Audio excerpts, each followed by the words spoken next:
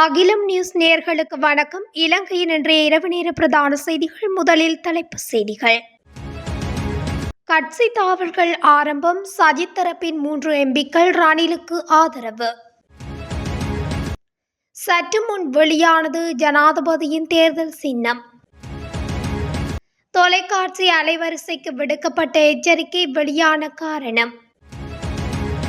தென்னிலங்கையில் கோர விபத்து, ஸ்தலத்தில் 3 பேர் உயிரிழப்பு.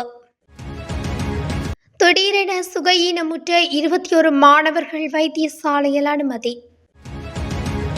விசர் நாய் கடியினால் 14 மரணங்கள் பதிவு. பாடசாலை மாணவர்கள் தொடர்பில் வெளியான அதிர்ச்சி தகவல். மதுபான சாலைக்கு எதிர்ப்பு தெரிவித்து வீதிக்கு இறங்கிய மக்கள். விமான நிலையத்தில் இருந்து புதிய சொகுசு பஸ் சேவை தொடர்பான விரிவான செய்திகள். ரிசாத் பதியுதீன் தலைமையிலான அகில இலங்கை மக்கள் காங்கிரஸ் கட்சியினை பிரதிநிதித்துவப்படுத்தி ஐக்கிய மக்கள் சக்தியின் ஊடாக நாடாளுமன்றம் பிரவேசித்த 3 உறுப்பினர்கள் எதிர்வரும் ஜனாதிபதி தேர்தலில் ரணில் விக்ரமசிங்கவிற்கு ஆதரவளிக்க தீர்மானித்துள்ளனர். இதன்படி அனுராதபுரம் மாவட்ட நாடாளுமன்ற உறுப்பினர் இசாக் ரஹ்மான், புத்தளம் மாவட்ட நாடாளுமன்ற உறுப்பினர் அலி சப்ரி ரஹீம், திகாமடுல்ல மாவட்ட நாடாளுமன்ற உறுப்பினர் சட்டத்தரணி SMM முசராப் ஆகியோர் ஜனாதிபதிக்கு ஆதரவு வழங்க தீர்மானித்துள்ளதாக தெரிவிக்கப்படுகிறது. சற்று முன்னர் இடம்பெற்ற விசேட செய்தியாளர் மாநாட்டில் இந்த தீர்மானம் அறிவிக்கப்பட்டுள்ளது. எதிர்வரும் ஜனாதிபதி தேர்தலில் சுயேட்சை வேட்பாளராக போட்டியிடும் ஜனாதிபதி ரணில் விக்ரமசிங்கவிற்கு தேர்தல் சின்னமாக கேஸ் சிலிண்டர் வழங்கப்பட்டுள்ளது. குறித்த சின்னத்தை ஜனாதிபதிக்கு தேர்தல்கள் ஆணைக்குழு சற்று முன்னர் வழங்கியுள்ளது. 2024ஆம் ஆண்டு ஜனாதிபதி தேர்தலுக்கான வேட்பு மனுக்களை ஏற்கும் நடவடிக்கை இன்று காலை 9 மணிக்கு ராஜகிரியில் உள்ள தேர்தல் ஆணைய அலுவலக கேட்போர் கூடத்தில் நடைபெற்றது. ஜனாதிபதி தேர்தலுக்கான வேட்பாளர்களின் வேட்பு மனுக்களை ஏற்றுக்கொண்டதன் பின்னர் 3 ஆட்சேபனைகள் முன்வைக்கப்பட்டதாக தேர்தல்கள் ஆணைக்குழு தெரிவித்துள்ளது. ஆனால் தேர்தல் சட்டத்தின்படி அந்த ஆட்சேபனைகளை நிராகரிக்க தேர்தல் ஆணைக்குழுவின் அதிகாரிகள் நடவடிக்கை எடுத்துள்ளனர். மேலும் கட்டுப்பணம் செலுத்திய 40 வேட்பாளர்களில் 39 வேட்பாளர்கள் வேட்பு மனு தாக்கல் செய்திருந்த நிலையில் அனைத்து மனுக்களும் ஏற்றுக்கொள்ளப்பட்டது. இதேவேளை ஜனாதிபதி தேர்தலில் தமிழ் பொது வேட்பாளராக களமிறங்கியுள்ள அரியநேத்திரனின் சங்கு சின்னத்தில் போட்டியிடவுள்ளமை குறிப்பிடத்தக்கது. தேர்தல் ஊடக வழிகாட்டுதல்களை மீறியதாக தொலைக்காட்சி அலைவரிசைக்கு தேர்தல் ஆணைக்குழு எச்சரிக்கை விடுத்துள்ளது. குறித்த தகவலை தேர்தல்கள் ஆணையாளர் நாயகம் சமன் ஸ்ரீ ரட்நாயக்கா தெரிவித்துள்ளார்.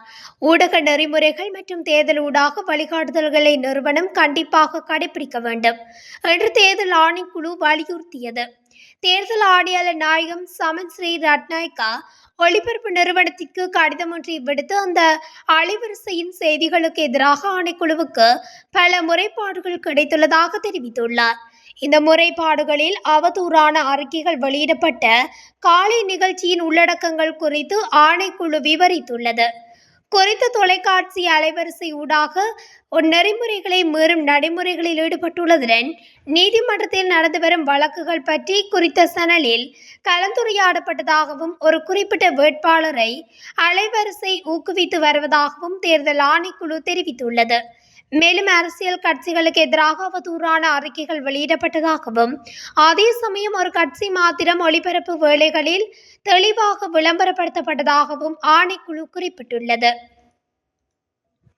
திவிலப்பட்டிய நேர்கொழும்பு வீதியில் துணகக நகரில் டிப்பர் ரக வாகனமும் முச்சக்கர வண்டியும் நேருக்கு நேர் மோதியதில் பாரிய விபத்து ஏற்பட்டுள்ளது. இந்த விபத்தில் முச்சக்கர வண்டியில் பயணித்த 3 உயிரிழந்துள்ளதாக திவிலப்பட்டிய போலீசார் தெரிவிக்கின்றனர். திவிலப்பட்டியிலிருந்து நீர்கொழும்பு நோக்கி பயணித்த லொரியொன்று கொதிகமுவ பகுதியில் இருந்து துணகக நோக்கி பயணித்த முச்சக்கர வண்டியுடன் மோதியுள்ளதாக தெரிவிக்கப்படுகின்றது. இந்த விபத்து இன்று காலை 8:30 மணியளவில் இடம்பெற்றுள்ளது.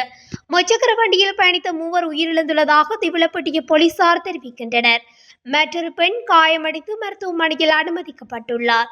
முச்சக்கர வண்டி சாரதியின் கவனக்குறைவே விபத்துக்கு காரணம் என திவிலப்பட்டிய போலீசார் மேலும் குறிப்பிட்டுள்ளனர். 21 மாணவர்கள் திடீரென சுகையினமுற்று வைத்தியசாலையில் அனுமதிக்கப்பட்டுள்ளதாக மருதன் கடவள போலீசார் தெரிவித்தனர். இந்த சம்பவம் இன்று வியாழக்கிழமை இடம்பெற்றுள்ளது. அனுராதபுரம் திறப்பனை பிரதேசத்தில் உள்ள பாடசாலை ஒன்றில் கல்வி கற்கும் மாணவர்களே வைத்தியசாலையில் அனுமதிக்கப்பட்டுள்ளனர். 4ஆம் தரத்தில் கல்வி கற்கும் மாணவர்கள் சிலரின் உடல் முழுவதும் திடீரென அரிப்பு ஏற்பட்டுள்ளதாக போலீசார் தெரிவித்தனர். இதனையடுத்து சுகையினமுற்ற மாணவர்கள் அனைவரும் ஆம்புலன்ஸில் மருதன் கடவள பிரதேச வைத்தியசாலைக்கு அழைத்து செல்லப்பட்டுள்ளதாக போலீசார் மேலும் தெரிவித்தனர். உணவு ஒவ்வாமை அல்லது மயிர்கொட்டி உடலில் பட்டமையினால் மாணவர்கள் இவ்வாறு சுகையினமுற்றிருக்கலாம் என தெரிவிக்கப்பட்டுள்ளது. இந்த வருடத்தின் இதுவரையான காலப்பகுதியில் விசர் நாய்க்கடி காரணமாக 14 மரணங்கள் பதிவாகியுள்ளதாக சமூக சுகாதார விசேட வைத்தியர் அதுல லியனபதிரன தெரிவித்துள்ளார். செய்தியாளர் சந்திப்பில் கலந்து கொண்டு கருத்து வெளியிட்ட போதே அவர் இதனை குறிப்பிட்டுள்ளார். வருடம் ஒன்றுக்கு சுமார் 3 லட்சம் பேர் வரை நாய்க்கடிக்கு உள்ளாவதாக அவர் தெரிவித்துள்ளார். நாட்டில் பாடசாலை மாணவர்கள் ஒரு நாளைக்கு 2 மணி நேரத்திற்கும் மேலாக கைத்தொலைபேசி, டேப்லெட்கள் மற்றும் மடிக்கணினிகள் போன்ற மின்னணு சாதனங்களில் கல்விசாரா நடவடிக்கைகளுக்காக செலவிடுவதாக ஒரு ஆய்வில் தெரிய வந்துள்ளது. காலி மாவட்டத்தில் தரம் 7 முதல் தரம் 11 வரை கல்வி கற்கும் மாணவர்களை பயன்படுத்தி மேற்கொள்ளப்பட்ட கணக்கெடுப்பில் இது தெரிய வந்துள்ளதாக காலி மாவட்ட சமூக நிபுணர் டாக்டர் அமில சந்திரஸ்ரீ தெரிவித்தார். வவுணதீவு பிரதேசத்தில் திறக்கப்படவுள்ள மதுபான சாலைக்கு எதிர்ப்பு தெரிவித்து ஒன்றிணைந்த சமூக மட்ட அமைப்பின் ஏற்பாட்டில் இன்று பாரிய எதிர்ப்பு ஆர்ப்பாட்டத்தில் ஈடுபட்டனர்.